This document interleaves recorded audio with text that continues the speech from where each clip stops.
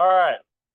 So we left off class talking about obviously competitive markets, kind of ending with this idea of like advertising, creating differences in the demand that different curves face or different firms.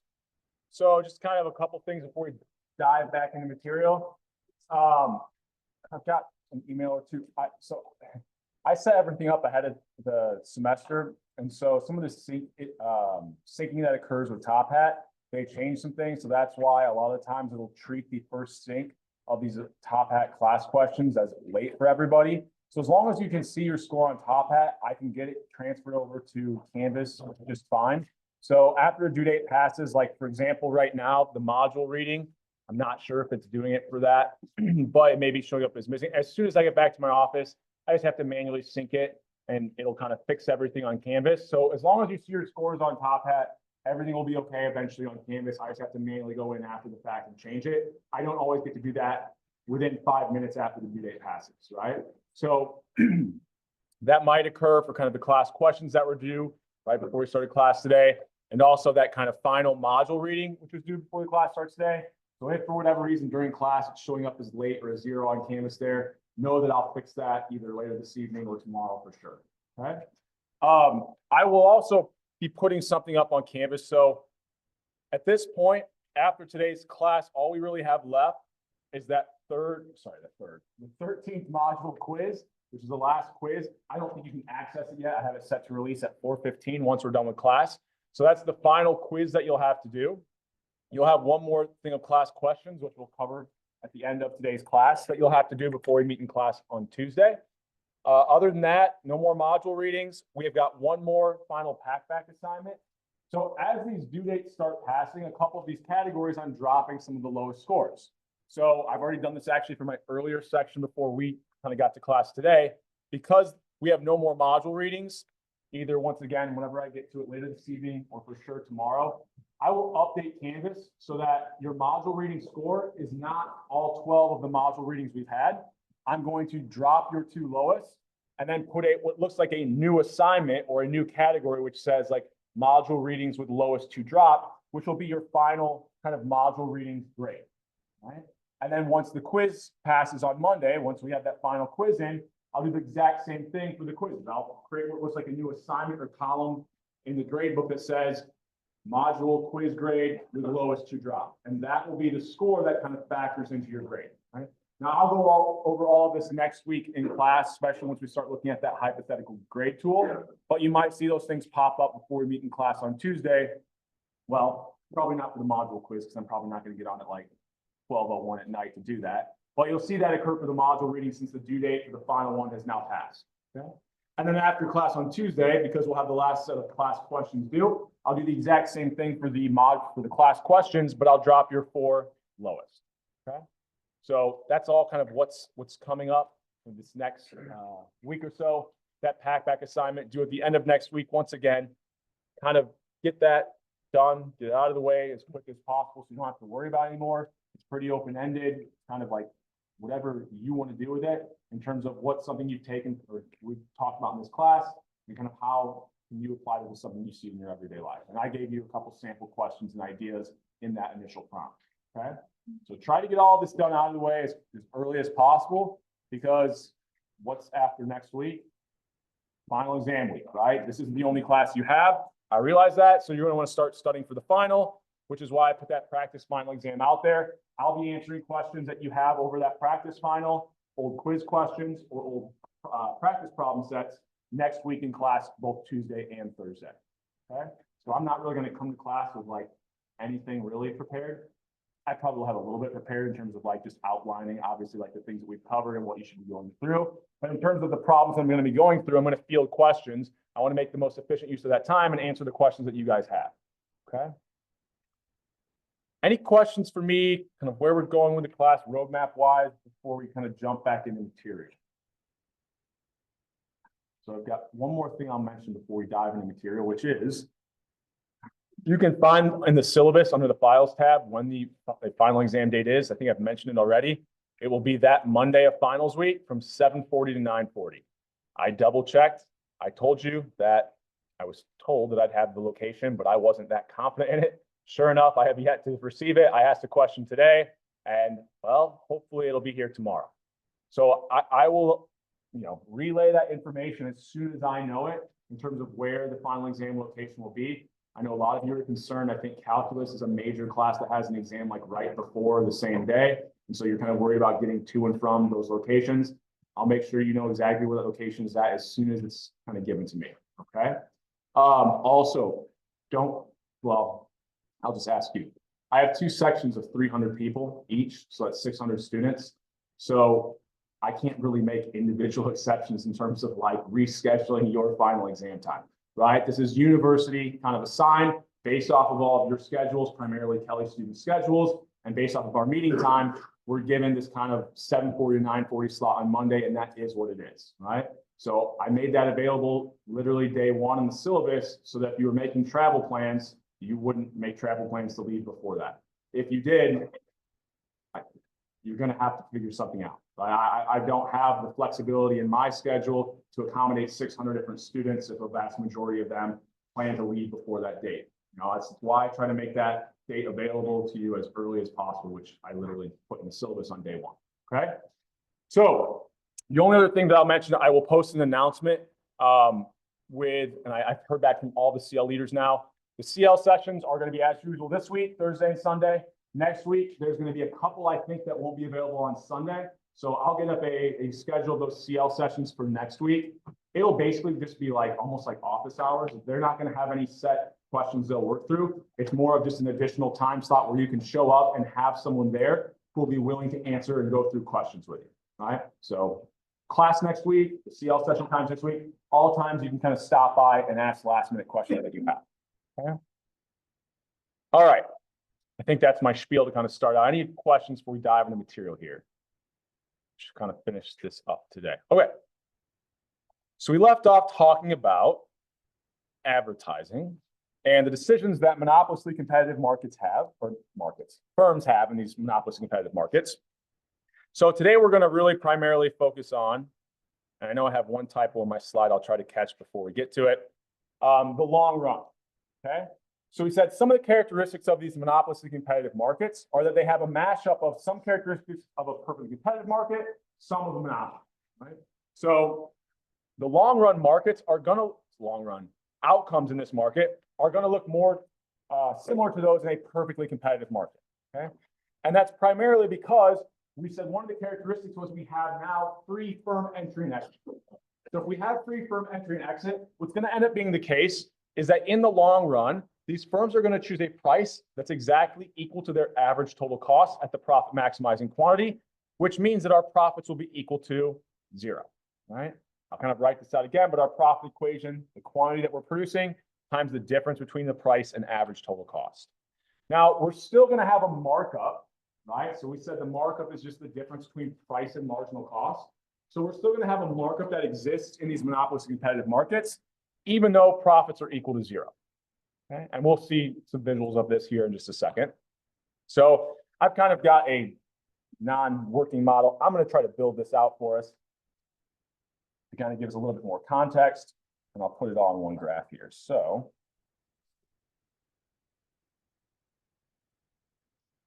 looking good there. Let's assume I've got my average total cost curve. I've got my marginal cost curve, which intersects it. I try to draw at its minimum point, right? Let's think about a scenario. What did I start out with? Positive profits? Yeah. So let's assume that we start out with a scenario, and I want to kind of make a point here. So let me do this. So maybe here's my initial demand and marginal revenue.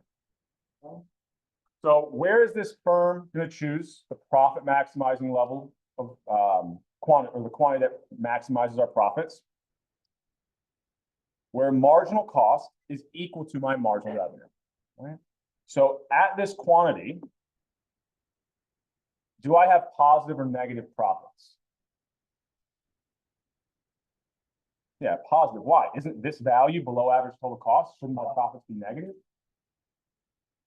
No. Why? How do I set the price with these monopolistic competitive markets or firms? We go up to the demand curve. So here, I've got a price that's above the average total cost. Okay. So our profits are the quantity that we're selling times the difference between our per unit revenues, that's the price we're charging, and our per unit cost, which is the average total cost. Okay. We've completely kind of gotten rid of average variable cost here because last class we were thinking about short run decisions. So we could have positive or negative profits, and then firms may have to choose whether or not they shut down if they're negative profits. Now we're just interested in long run outcomes. So we know in the long run, average total cost would be equal to average variable cost. Okay. So here, there's my average total cost. This area would represent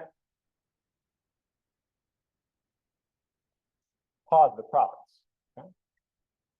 If my profits are positive, what are other firms going to want to do? They look at this market and they want to, everybody loves profits, they want to enter, right? So it gets a little bit different when we're thinking about this. As firms enter, remember we said these monopolistic competitive markets, there is an overall demand for the product. So if this is something like, you know, fast food hamburgers, there's some overall demand, and then each company gets a portion of the demand. Well, if there's more firms, what's likely true about the portion of demand I now have? Smaller, right? I'm splitting it with more firms. So what's going to happen is we're going to end up with, and here, should have kind of tried to keep the slope the same, but demand is going to decrease. All right. Try to draw this. My markers a little bit thick here. But our marginal cost is now going to be equal to our marginal revenue at a lower quantity. So anytime firms enter, I'm now splitting the entire demand with more firms. So each firm is going to be producing less. All right. So each firm, when they face a smaller portion of the overall demand curve, will produce less. Now notice what's true. I tried to draw it here. My price that I'm going to set, if I go up to the demand curve, it's exactly equal to my average total cost, right? So firms will enter decreasing profits until we get to the point where now the new price that the firm is setting is exactly equal to average total cost. Now that profits are zero, our firm's going to want to enter or exit this market. There's no incentive to do either, right? We're indifferent. We're kind of at this long run equilibrium point. There's now no longer any firm movement here in this market, right? There's no incentive to leave, no incentive to enter. So firms enter, pushing that demand curve down until we get profits here in the second scenario that are equal to zero. Okay. Now, what's true here? So even though I have zero profits, I just want to kind of point this out, and I can actually, just so we don't muddy up this graph too much. And once again, I wish these colors were a little bit more pronounced. Do I have like a? It doesn't really. Maybe that helps a little bit. It should be a solid. Well, that's why I'll kind of use this 1-2 notation since the colors aren't showing up that great. So what I'll do now is just to kind of prove a point where I just want to show you what's happening. So even when monopolistic competitive demand, so I want to go here. So we set the quantity here. Price is exactly equal to my average total cost. Okay? So there's one thing I wanted to point out, that it doesn't matter if profits are positive, negative, or even if profits are equal to zero. What's true about the price that the monopolistic competitive firm sets relative to at this quantity where they're at with the marginal cost? My price is above marginal cost. So even with zero profits, we still have a markup in these firms. Okay? We'll kind of see eventually when we start to talk about like welfare implications and total surplus, why this market might lead to something like deadweight loss, right? And how in a perfectly competitive market, we didn't have markups, right? So even when we have profits that are equal to zero, we still could have a markup, okay? Any questions over anything here, what anything means, or just in general? We're okay with this? Okay. So I've got the same thing kind of in the slides here, where we're thinking about here initially was my short run positive profits. In the long run, we know that if firms can freely enter and exit this market, they will enter, pushing down my demand curve until we get to a point where the price that the monopolistically competitive firm is setting is exactly equal to our average total costs, and profits in the long run there would be. Okay. Any questions here? So I think here is where my typo is, because I copy and paste things on these slides sometimes so I don't have to reproduce all my drawings. This should say negative, right? So on this next slide, I've got basically the opposite. Let's say in the short run, I've got a scenario where every one of these monopolistic competitive firms have profit maximizing quantity, the price they're setting is below the average total cost. Okay. So because it's below my average total cost, profits I know have to be negative. This is something you definitely should know going into the final. It doesn't matter if we're looking at a monopoly market, perfectly competitive, monopolistic competitive. If the price is above average total cost, profits are positive. If it's below average total cost, profits are negative. Right? So if there are negative profits, well, one thing I'll point out here that isn't in the slides, in the long run, what is true about average total cost? I said this in my drawing before, it should be equal to what? In the long run, I eliminate fixed costs, so my average total cost will just be my. So for these firms that have a price below average variable cost, what should they do? Shut down and exit, right? So as some of these firms exit, the portion of the overall demand curve each firm faces now is higher, right? Or increases. This seems kind of weird, right? Like profits were negative and then all of a sudden I get a demand increase. Well, that's because firms were exiting, right? As firms exit, it pushes the price up until we go from having negative profits to where profits are now equal to zero. Now there's no incentive for a firm to enter or exit this market. We would call this the long run equilibrium. Okay. Yeah.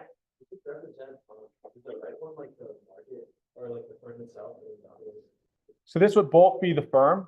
Here we're just thinking about in the short run, they could still, like one thing I didn't include here, if this is the short run, average total cost isn't average variable, right? So I would still have some firms operating with negative profits in the short run. However, you can't hemorrhage money forever. Eventually, some of these firms will exit. We'll see this increase in demand, pushing profits back up to zero. Now we're kind of gotten to this long run equilibrium. So this is still each firm's kind of decision, right? So you can notice here, as firms exit, it's kind of maybe a little bit harder to see, but if the demand increases relative to before, what's happening to the quantity that each firm produces? They're going to be producing a little bit higher. Kind of the reverse of what we talked about when we started out with positive profits and firms entered. So, any other questions on this? Yeah.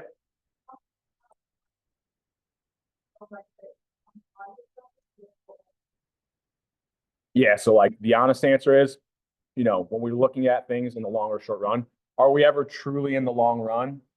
Probably not. If you think about like the market for restaurants in Bloomington, there's some restaurants who have been here, and what we've done in these models, kind of keeping them simple for this class, I'm assuming when we look at these monopolistic competitive firms that every firm in that industry faces the same cost structure and that we're splitting demand evenly amongst all firms. If that's not the case, this becomes a lot more complicated. Because think about it, if some firms face slightly lower average total cost curves, what could be true about those firms relative to others? If they all split demand evenly, but they face lower costs, they might be able to earn positive profits while every other firm is earning zero. So really, when we think about long run profits being equal to zero, in practice, this is like the average profit is zero. Some firms can still be profitable. There are restaurants in Bloomington who have been here for 30, 40 years. They're profitable. There's other locations where there's a new restaurant every 2 or 3 years, right? So this is the idea that in reality, not every single firm is going to have the exact same cost structure or face the exact same portion of demand. In our models, we'll assume that's true to make things a little bit easier. Okay? Yeah, I think that answered the original question. I went off a little bit on a tangent there, but any other questions on this before we keep? So, just kind of thinking about, I think I've already drawn this out for us here, just to kind of put it all, and just kind of isolate this on one graph. Even if I have a monopolistic competitive firm where they're choosing a profit maximizing quantity, where price is equal to average total cost and profits are equal to zero, there's a couple things. First of all, I mentioned already, we're still going to have a markup, right? That price is still going to be set above the marginal cost, right? So relative to a perfectly competitive firm, right? Where did we say the perfectly competitive firm gets to in the long run? So just to kind of remind us what this might look like. And here, I'll probably use this later on. So I'm going to keep this here for now. But we're just going to focus first on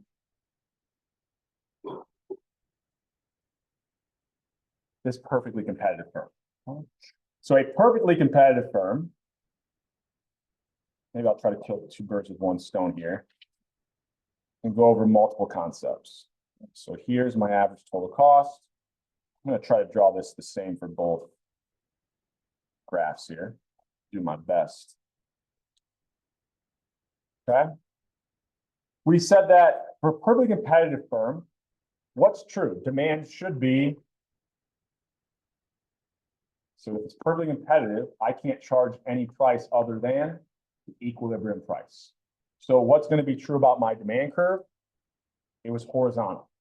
So if I had a horizontal demand curve in a perfectly competitive market, the demand or the price becomes my marginal revenue. There's no difference between demand and marginal revenue for these perfectly competitive firms. So if the price is above, right, it hits my marginal cost at a point that's above average total cost, we would say profits are positive. What happened? Profits are positive, firms will enter. As firms enter, what's happening to supply in the market overall? Increasing, that pushes price down until we got to this long run equilibrium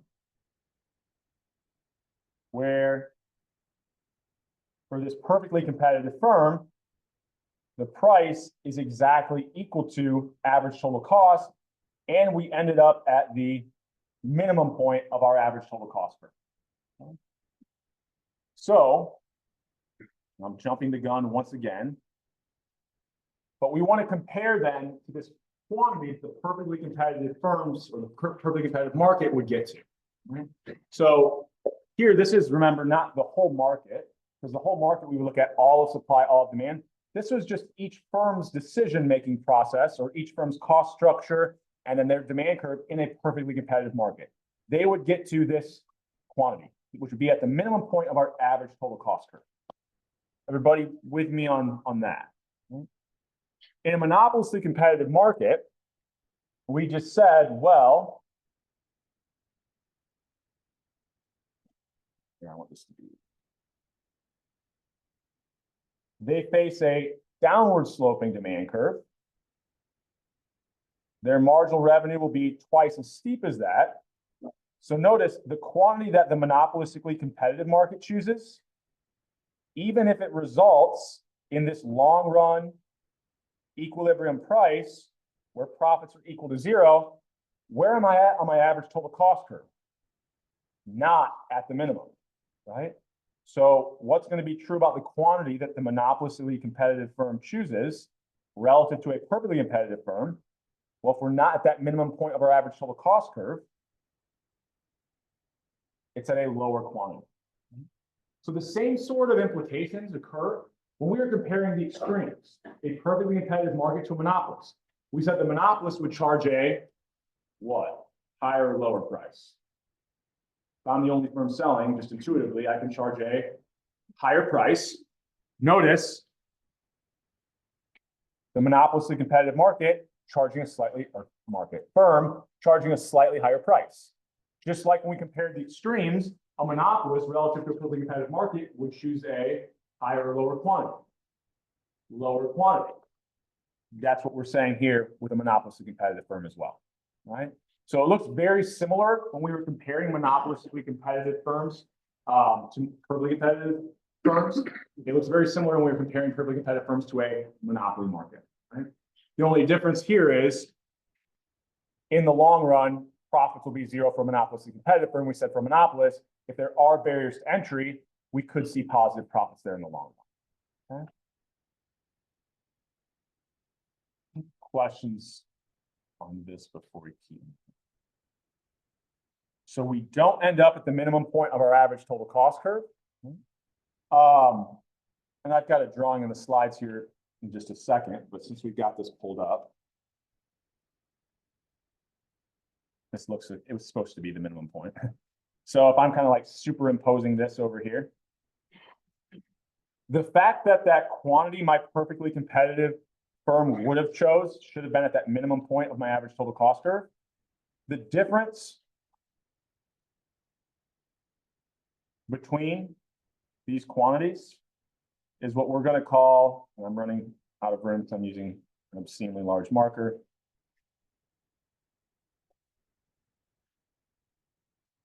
We'll reference this as what we call excess capacity.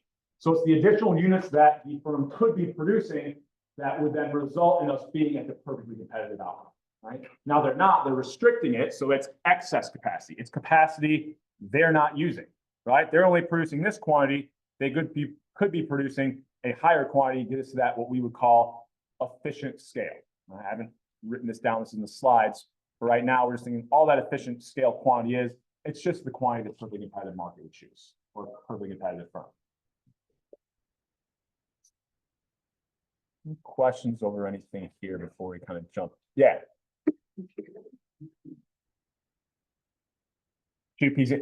Yeah, you could. So I guess I'm being technical here. It's the absolute right. We're just worried about the difference there. I just, because I went MC to PC, I wrote in the same order. You're right. If I wanted to, it should be a positive value in the sense that, well, it depends on how you really label it, right? It's a positive value in the sense that, like, you know, this number is larger, but if it is excess capacity, it's really how many fewer units am I producing? So in theory, it really is a negative value. But when I ask you questions about it, I'm never going to try to trick you. I'll always just kind of, it's like, what's that difference, right? What's the absolute difference? Is it 5 units? Is it 10 units? We won't worry about the negative sign. Yep, that's a good question. Yeah. I'm just saying this because you know, on the thing. Would you ever make a solve for excess capacity? If I gave you a visual or a graph where you could identify the quantity at that minimum point of your average total cost curve, and you could see kind of where the monopolistic competitive firm should be choosing. If you had values like on a grid line, like here we can't because I didn't give you any numbers, but if you could actually identify these numbers from a graph, then yeah, you could calculate excess capacity by just simply taking the difference between the two. But in terms of like using the equations to do that, no, I won't ask you to do that. Is that what you were asking? Yeah.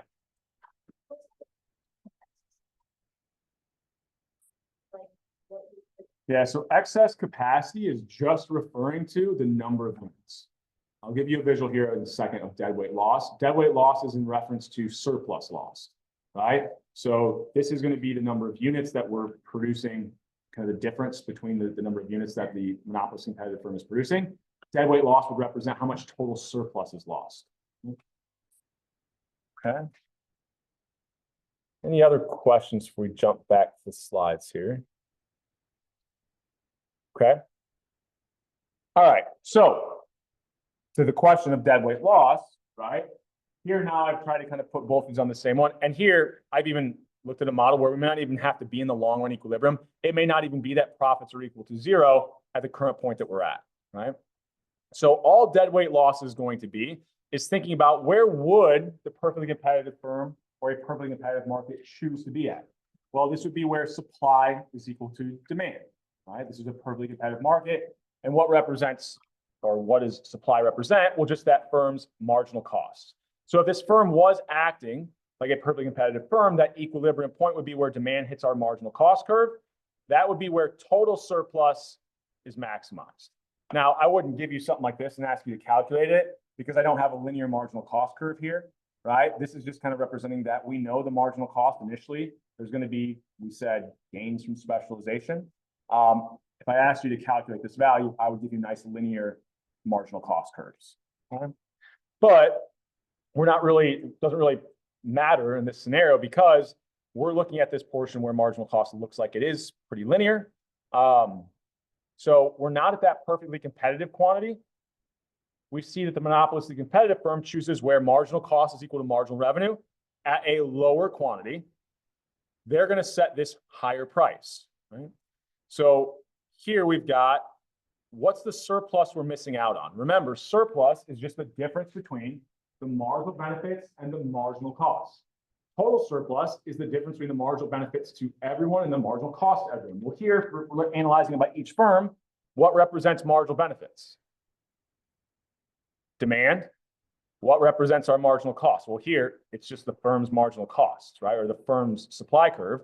So all of this surplus, the difference between marginal cost and demand, we're no longer seeing the firm produce these units. So we're missing out on all of that surplus. That would be it. We're missing out on it. It's a loss of total surplus. That's the definition of deadweight loss. So that's where that's going to come from. Now, excess capacity would simply represent the difference in the number of units, right? And then deadweight loss represents, well, how much total value to society was lost from this underproduction, right? Or not producing all of those units. Okay. Questions, and I'll dive into this a little bit deeper into terms of kind of welfare here in just a second. And this is, once again, I jump the gun sometimes and we're talking about things. I think it's related to things I know we're going to talk about later, but it's just us rehashing, seeing it in a different light, sometimes seeing something two different ways. It'll click one way and not the other. So let's say I have this monopolistic competitive market, choosing the profit maximizing quantity where marginal cost is equal to marginal revenue. You're probably get tired of me saying this. We then go up to the demand curve to set our price. Here we had a scenario where it's exactly equal to average total cost, so we know profits are 0. Right? If we're then comparing that to a long run equilibrium perfectly competitive market, we said their price will be equal to average total cost as well. Profits will be equal to 0, but they're going to end up at a quantity that is at that minimum point of our average total cost. So the reason why we would reference this minimum point of our average total cost curve as the efficient scale is because what do average total costs represent? I think I mentioned it earlier, even today, it's our per unit costs. If you talk to anyone who works in for a company, what are you always trying to do? You want to lower your per unit costs, right? So the most efficient scale would be getting to that minimum point of your average total cost curve, or you've lowered your per unit cost as much as you possibly can. So that's what we're going to call that perfectly competitive quantity. That's our efficient scale, right? That's our efficient quantity. The monopolistically competitive firm ends up at a quantity that's a little bit lower or higher up on the average total cost curve. Their per unit costs are not at a minimum. Okay. Any questions on that idea? Kind of rehashing things I've already said here. So we can kind of compare this, right? The difference between the quantity the monopolistic competitive firm chooses and the efficient scale, that difference is what? 2 words, excess capacity, right? Now, I'm also just going to point out again, even though we did this earlier, even at that point where profits are 0, what's true about the monopolistically competitive firm's price relative to its marginal costs? It's above its marginal cost, so we would still have a markup, right? So kind of throwing everything kind of here on the same graph. Okay. Any questions over anything here? Okay with this? Okay. Let me see where we're at. I think we only have some welfare stuff and then brands, which I'm probably going to punt on a little bit. So we can kind of do this. We've already really talked about this a little bit. So this excess capacity idea is just going to be the idea that we aren't seeing these monopolistically competitive firms choose a quantity that's at the minimum point of our average total cost curve. And so we know that they're not operating most efficient. And when I say they're not operating most efficiently, it's not for themselves. They're making the decision that maximizes their own profits. They're not at the point that's the most efficient for, we have deadweight loss. Who is it not efficient for? Society, right? So you can think of the efficient scale as really the efficient scale for society. I want to be complete in how I'm defining that. Markup over marginal cost. Whoops. I went too far. There we go. We have a markup with monopolistic competitive firms, but not with these perfectly competitive markets or these perfectly competitive firms. So another thing that we can think about comparing like a perfectly competitive market to a monopolistically competitive market are the impacts that we see on welfare. Now, social welfare, this loss of surplus we already talked about. We have total surplus being lower. There's going to be some deadweight loss, right? So because we have this markup that exists, we aren't at that socially efficient scale quantity. We know that we're going to be operating inefficiently for society. But not only are we going to be operating inefficiently for society, we're also going to be hurting some other people. So we'll kind of analyze that now. So the first thing that we'll take a look at is deviating a little bit from that slide, but I think it's worth going through. So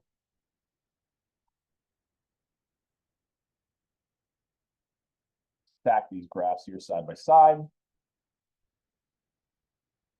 So if I've got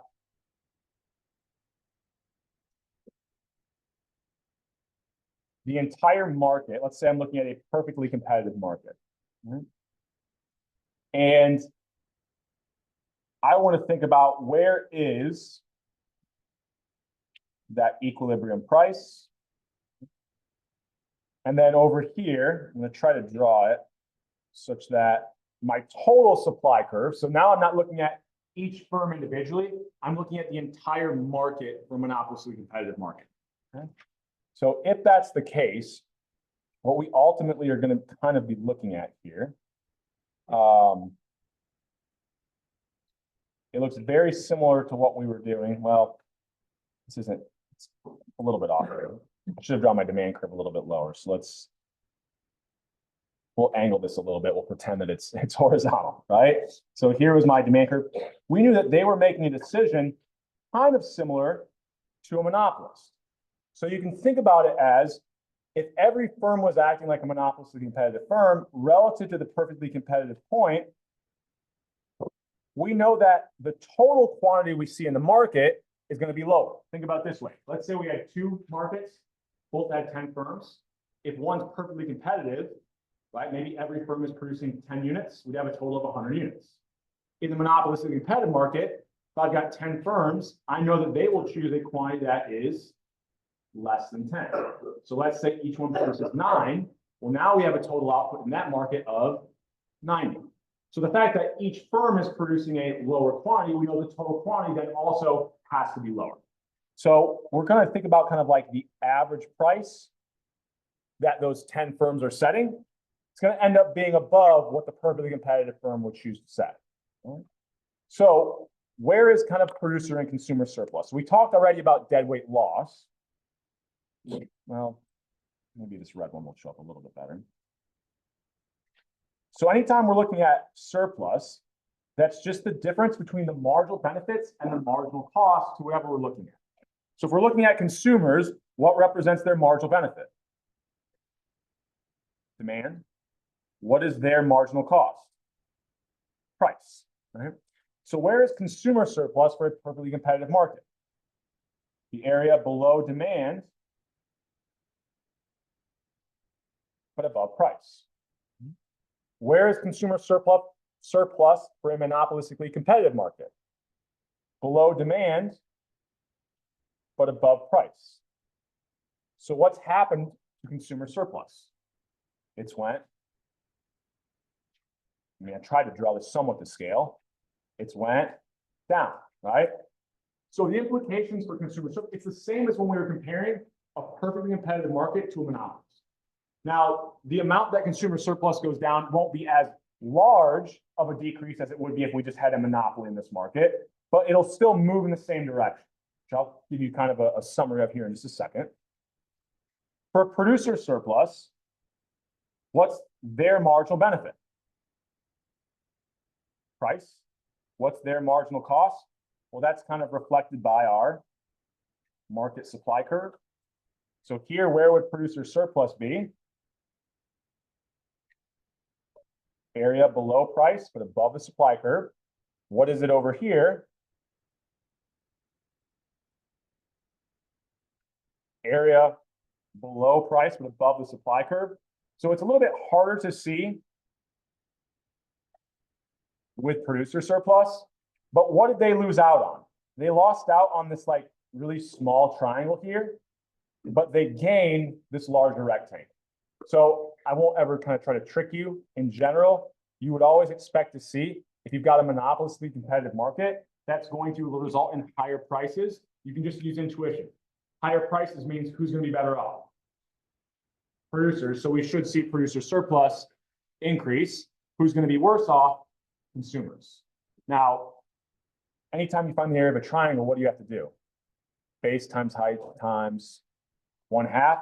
So you can kind of imagine this area is always going to be less than this rectangle of the area gained, right? In these linear models, okay?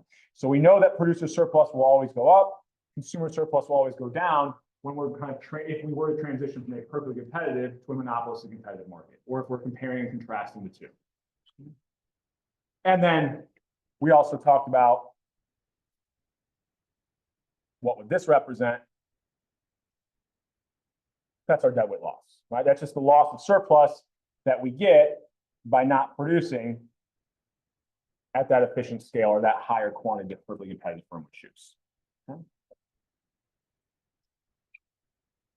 Any questions over anything here? Yeah. So when will demand be flat or horizontal?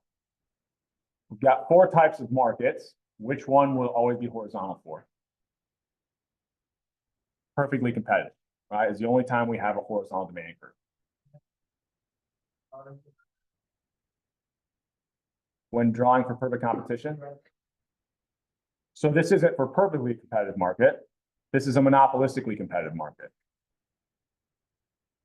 So this one, what did I just, yeah. So demand, this is demand for the overall product. When we were drawing out horizontal demand curves, that's because we were looking at not the entire market, we were thinking about each individual firm, right? So if you're thinking about the market as a whole, there still is someone downward. So thinking about like for gasoline, 87 unleaded gasoline, right? There is some overall market, and as the price goes down, people want to buy more. However, if one company tries to change their price, what's going to happen? Well, I've got 2 gas stations across the street. I've actually driven on the same road. I've driven on 17th Street every day this week. And I'm not making this up. If I wasn't dangerous, I would have taken pictures every day. There's 2 gas stations right across the street from each other. Every day their prices have been different, right? In terms of like day-to-day changes. Every single day their prices have been exactly the same, right? And so there, for each firm, yeah, the price of gasoline is changing and people might be buying more or less. But each individual firm can't get away with charging anything other than that equilibrium price. Is that what you're getting at? Yeah. Yeah.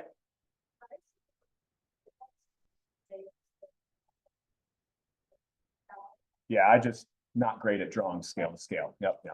That's why I said just pretend this is horizontal, right? Oops, now it's on an angle too. Okay. So to give you a little bit more of a summary, well, I think this is good for right now in terms of welfare, right? What I'll also say is, and I won't waste as much time on these slides, but we talked about advertising last class. So I've got a bunch of stuff on brand names here. I'm not going to kind of ask you any questions on the exam, so I'm going to kind of punt on it to use time to what I think is a little bit more valuable. But branding essentially is the same idea of advertising, but it might create artificial beliefs in what the marginal benefit to something actually is, right? So when we're comparing and contrasting these perfectly competitive markets to monopolistically competitive markets, the reason why we're interested in doing that comparison, it's not like I can look at, say, clothing, for example, right? And I can't say, you know what? I think as a government, we should step in and we should make everybody produce the exact same clothing. First of all, that sounds a little bit North Korean, right? We probably don't want that type of an economy, right? We want to have some variety. So what's going to be existing when we have these monopolistic competitive markets? Why don't we want to get every market can be perfectly competitive? Well, because even though we're not at that like efficient quantity, what's true is the fact that you can choose the clothes that you're wearing. What does that give you? Higher marginal benefit or utility. If I force you all to wear the same thing, the overall demand for clothing won't be where I was drawing it for the perfectly competitive market. It's going to be way lower, right? So the reason why we want to compare and contrast these markets is because we shouldn't think about, we just want to turn every monopolistic competitive market into a perfectly competitive market, because we'll lose out on some benefits because demand for the product is representing the marginal benefit of that good. There might be product variety that's built into that demand curve for a monopolistically competitive market. And if you were to switch it over to perfectly competitive, before we were kind of comparing, we were assuming that demand was the same. If I lose product variety, maybe that demand curve would actually be lower. So it gets a little bit harder to kind of figure out, do I actually want to regulate a market where there's monopolistically competitive firms? Maybe not, right? Because maybe some of the value in that good is through product variety, right? And we talked a little bit about this here, but as firms enter, what did we say was going to be true? Each firm is going to face a slightly smaller portion of the overall demand curve. So if they face a lower demand, we said the quantity they choose is going to be a little bit lower, right? We kind of have this existing as well with, if we allow firms to kind of enter and exit here, even though some of these new firms are like stealing kind of from the existing firms, well, that's creating more variety, right? That's increasing competition as well. There's more firms you can now buy from, which we'll talk about the implications of increased competition here in just a second. So the other thing that we'll kind of talk about is how do, governments kind of regulate these markets, right? Or can they? So, well, you can kind of think about it this way, right? Let's say I had currently a monopolistic competitive market. If I come in here and set kind of this price ceiling, that's right here, right? So I go ahead and I set the price ceiling, lowering the price. What could kind of be the potential implications of that? Well, if I lower the price here, if I had an average total cost curve, well, let me see if I've got an example so we don't have to do a hypothetical. Let's say I lower the price here to what I think will result in that perfectly competitive quantity. Well, what's true about the demand for this product for all of these units? That marginal benefit is actually still kind of, or sorry, not for all these units, for all of these units. That price, right, is now, well, no, what do I want here? I want this. I want these units here. The price is now above the marginal benefits. These consumers would no longer buy that good. So it's not really easy to regulate these monopolistic competitive markets using kind of price controls, right? Now, what could I do if I want to incentivize a higher quantity? Maybe I use, what's another tool we can use to increase quantity? Subsidies. Now, there we have a problem. I can eliminate some of the deadweight loss that existed because it was a monopolistically competitive market, but what do subsidies also create? Deadweight loss. So now I'm just kind of trading off here, right? So it's really hard to regulate these markets. It's kind of the end story. Once again, I won't ask you about how you would apply a subsidy to these markets. We're just trying to combine everything we've talked about throughout the entire semester to paint a bigger picture. It gets really hard to regulate these markets. Okay. Is there anything else I want to say here before I kind of keep moving? I don't think so. Are there any questions? Oh, I know there's one more thing that I did want to go through, which is, I've mentioned this markup and I'm not just mentioning it for the sake of mentioning it. Let's, well, I'll do it on two separate graphs. I think sometimes it's easier to do that, especially since our colors aren't working quite as well here. Just to kind of make this point. And it has somewhat of a relationship to profits, but here we're just going to focus on the markup. Okay. So let's say I had two monopolistically competitive firms, and they both have the same marginal costs. Okay. And let's say their demand curves start out at the same point, right? So we're kind of thinking about their demand curves might start out at the same point here.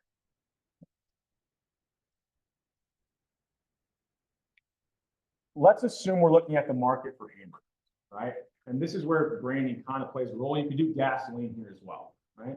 So if I'm branding my product and I'm trying to convince consumers that my product is different than everybody else's, right? So if I'm using hamburgers, like maybe this is like McDonald's, right?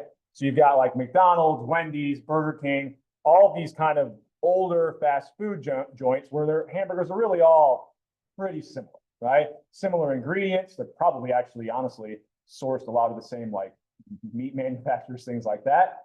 They're producing a pretty similar product. So if all of a sudden McDonald's increases the price of its hamburgers by 100%, what are you more likely to do? Well, there's pretty close substitutes. Burger King and Wendy's hamburgers aren't that much different. If they don't change their prices, you'll substitute over. So we would say the demand for McDonald's hamburgers, there's a lot of other substitutes. So that would make its demand a little bit more elastic or inelastic. If there's more substitutes, elastic. So it's kind of a flatter demand curve, right? So when they're choosing their kind of profit maximizing quantity,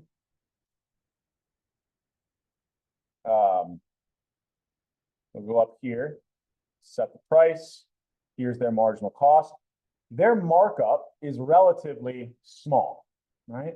If there's a lot of other available similar substitutes, they don't have near as much influence or power in that market, and their markup of price above marginal cost won't be that large.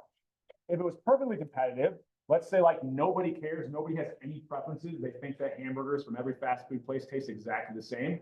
If we had a perfectly competitive market, we would have no markup. I couldn't get away with charging a different price for my product because everyone would just go to somewhere else, right? Now, some people, like I said, you know, my grandma used to like swear like she only ate at Wendy's ever if we went out. Like every other fast food hamburger wasn't as good, right? So there is going to be in these differentiated product markets some control over the price you can charge, unlike a perfectly competitive market. Now, what if instead I had something like over time I see there's this product and some other company says, you know, either through branding or maybe I use better raw materials, I'm going to try to create a better fast food hamburger. I'm going to hopefully do it to where I can be comparable with price, right? But maybe I can get away with charging a slightly higher price if I can provide a slightly higher product. If I can provide a product that's very different from anything else that's out in the market, what's going to be true about my demand curve? Even if it started out at the same point, if there's nothing else that's as similar, so let's say Shake Shack comes into Bloomington and there's not as many comparable substitutes, what's going to be true about their demand curve? It's going to be more inelastic. So steeper, right? It's not one-to-one, but those two things are correlated. Twice as steep marginal revenue curve. You can kind of see here. If I can differentiate my product, in fact, if they did start out at the same point, so let's say like everybody won't pay above a certain price for a hamburger, that doesn't seem unreasonable. If I can differentiate my product enough, I can actually sell it for a lower price. But what's going to be true about my markup? Quite a bit larger, right? And the reason why is because I've convinced consumers, or I have actually made a product that is unlike any of the other products that exist in the market, right? So if I can do that, create a more inelastic demand curve, we would expect to see markups for those companies be a little bit higher. It could be similar, right? Because where I'm at on my marginal cost curve is going to influence where I'm at on my average total cost curve, but it doesn't necessarily have to be synonymous, right? In fact, if I had like a model here where I had the exact same average total cost, it actually could be better to be the one that doesn't differentiate as much in terms of profits, but here we're just kind of analyzing the impacts of that elasticity on the markup. Yep. Excuse me. Any other questions on that before we keep moving? Now, it's likely also in my example, it's likely that people to buy that very first hamburger aren't going to like the price for McDonald's hamburger is probably going to be lower than the Shake Shack hamburger. So I'm kind of using like an extreme where this probably isn't reality. It's likely that not only is it more inelastic, it also likely starts out at a higher point as well. In which case, then yes, we would expect profits likely to be higher. But here I'm just getting at the idea of the fact that elasticity is related to markup. The more inelastic, the higher the markup. Okay. Questions on this before we keep moving? All right, so I've got, like I said, I've got some branding slides in here. I won't waste too much time on them. I'd rather spend time doing things that I think will be a little bit more likely to show up on the exam and maybe helpful for you that have showed up today. So the top hat questions that I will post after class, we're going to be comparing a monopolistic competitive market. We really focused a lot today on comparing it to a perfectly competitive market. I'm also going to think about what if we compare it to a monopolist. So instead of drawing a bunch of graphs, I think I have something that might summarize it and intuitively make a little bit more sense. Okay. So if we start out with the two extremes, so if I've got a perfectly competitive market, well, let's make this look pretty. All right, so if I've got a perfectly competitive market and I have a monopoly market, what's true about the monopolist's price relative to a perfectly competitive market? So they face a twice as steep marginal revenue curve, which resulted in them being able to then go up to the demand curve to set price. So the price the monopolist set was going to be, yeah, just intuitively, there's no competition, right? I can get away with charging a higher price. What about the quantities of those two extremes? We said relative to a perfectly competitive market, the monopolist is going to produce a higher or lower quantity. Lower, right? They're going to restrict quantity, right? Set a higher price. And that was kind of the relationship we had. And this is the idea that as I'm moving left to right here, I'm going from more competition, many firms, nobody has any influence over the price, to the other extreme, which is no competition, complete control over the price. Now we have this kind of guy in between, or this market in between, which is monopolistically competitive markets. So the same intuition will apply. As I'm moving from a perfectly competitive to a monopolistically competitive market, what's happening to my competition? Well, because I now have a slightly different product, I can get away with charging a slightly, what did we say? Higher or lower price? Higher, right? So monopolistically competitive markets, there's a little bit less competition because now the good I'm selling, you can't go out and get the exact same product from somebody else, right? Even if it is the exact same product, so I'll use gasoline again. I always think of it as like, that's my example that connects with me to being like the closest to perfectly competitive. But like, what are these, what's the one? My brother lived out in Iowa, Hy-Vee, right? So I don't know if you guys have heard of this. It's like, they make like going to a gas station an experience, right? Like they're insane. They got all kinds of amenities. What are they trying to do? They're differentiating their product. So even though the product is the same, right? Gasoline, they've created a more of an experience so that they set themselves apart. You can't get that exact same experience going to Shell, right? Or going to a marathon, right? So by branding, advertising, or even actually making my product different, I've decreased the competition that exists because there's no perfect substitute for my product anymore, right? You won't get that same exact experience going anywhere else. This is what all companies are trying to convince you of, right? So there's less competition, which means the price will be a little bit higher, and which also meant that the quantity the monopolistic competitive firm was choosing, we said, was going to be a little bit lower. So the directional change is exactly the same as if we were comparing a perfectly competitive market to a monopolist or a perfectly competitive market to a monopolistic competitive. Less competition, higher prices, lower quantity. Now we could also compare monopolies to monopolistic competitive markets. Less competition exists with a monopoly because there's only one seller of this good. So what should be the case? They can get away with charging a higher price, and restricting quantity more than monopolistically competitive firms could. Okay. Any questions over this idea? So if we're thinking about which of these has to be true, right? Higher prices than a monopoly, that's not going to be the case. Lower quantity than a monopoly, that's not going to be the case. Higher prices than perfectly competitive, that should be true. Higher quantity than perfectly competitive, that shouldn't be true. All right, so the only one there we have is true is what? C. All right. So this is kind of a nice, quick, kind of dirty summary of this. All right.